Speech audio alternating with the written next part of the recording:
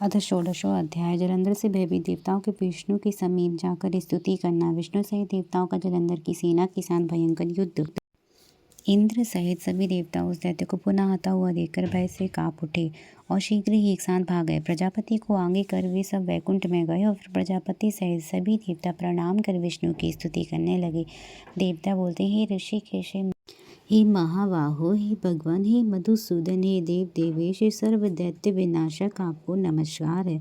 मत्स्य रूप धारण कर सत्यव्रत राजा के साथ प्रलयाब्धि में विहार करने वाले तथा वेदों को लेने वाले मत्स्य रूप हे विष्णु, आपको नमस्कार है। समुद्र मंथन के लिए देवताओं के महान उद्योग करते समय मंद्राचल पर्वत को धारण करने वाले कश्यप रूप को नमस्कार है। मनुष्यों को आश्रय देने वाली इस वसुंधरा को दाढ़ पर धारण करने वाले यज्ञ वराह स्वरूप हे भगवान, आपको नमस्कार है। विप्र रूप से दैत्य ने बलि को छलने वाले उपेंद्र नामक वामन रूपधारी हे विष्णु, हे विभु, आपको नमस्कार है।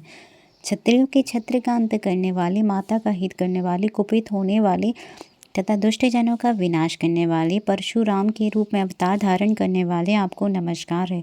लोक को प्रसन्न करने वाले, मर्यादा पुरुष तथा शीघ्र रावण का वध करने वाले, सीतापति राम के रूप में अवतार ग्रहण करने वाले, आपको नमस्कार है। गुण ज्ञान वाले, राधा के साथ विहार करने वाले तथा विविध लीला करने वाले कृष्ण रूपधारी आप परमात्मा को नमस्कार है। गुप्त शरीर धारण करने वाले, योग के आचार्य तथा वेद विरुद्ध जैन रूप एवं बौद्ध रूप धारण करने वाले आप लक्ष्मीपति को नमस्कार है।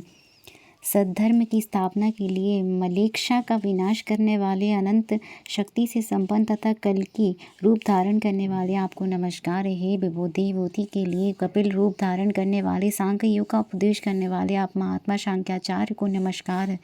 परमहंस के रूप में आत्म मुक्ति परक परम ज्ञान का उपदेश करने वाले ज्ञान रूप विधाता आपको नमस्कार है। समस्त लोगों के हित के लिए पुराणों की रचना करने वाले तथा वेदों का विभाग करने वाले वेद व्यास रूपधारी आपको नमस्कार। इस प्रकार मत्स्यादि रूपों से भक्तों के कार्य के लिए तत्पर करने वाले तथा सृष्टि पालन प्रलय करने वाले ब्रह्म रूपी आपको नमस्कार है।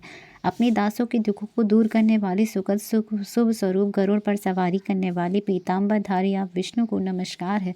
सभी क्रियाओं के एकमात्र कर्ता शरणागत रक्षक आपको बार बार नमस्कार है।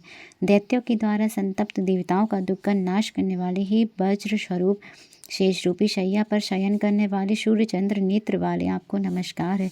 हे कृपा सागर, हे रमानाथ, हम शरणागतों की रक्षा कीजिए।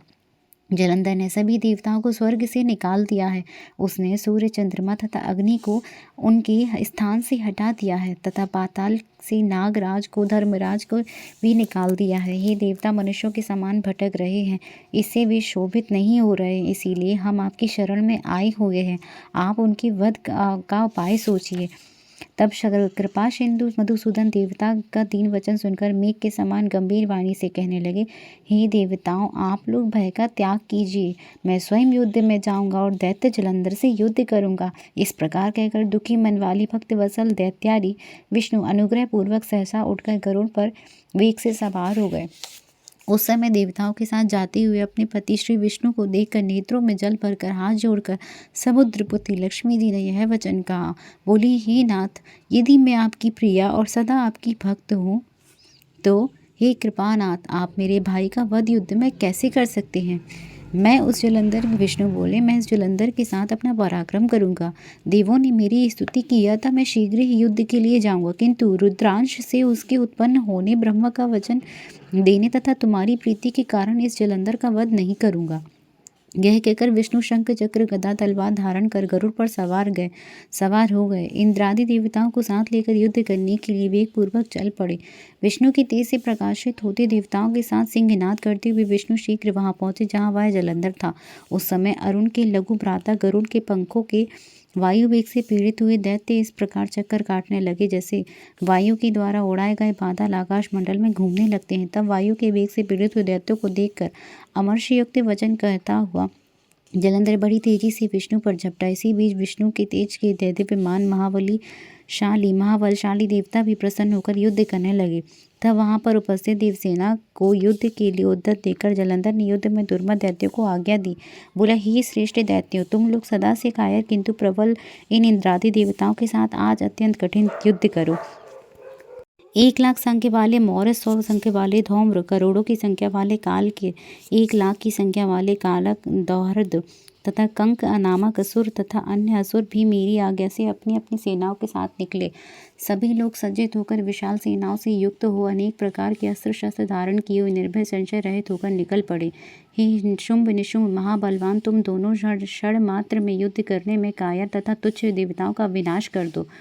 जब जलंधर ने इस प्रकार दैत्यों को आज्ञा दी तब युद्ध विशारद वे समस्त असुर अपनी चतुरांगिनी सेना लेकर युद्ध करने लगे। वे गदा, तीक्ष्ण बाण, सूल, पट्टिश, तोमर, परशु, शूल आदि अस्त्रों से एक दूसरे पर प्रहार करने लगे। विष्णु के बल से युक्त वे महाबलवान देवगण सेनाओं को साथ लेकर अनेक प्रकार के श्रेष्ठ आयुधों को प्रहार करने लगे। वे सिंह के समान गर्जन करते हुए बाणों को छोड़ते हुए युद्ध कर रहे थे।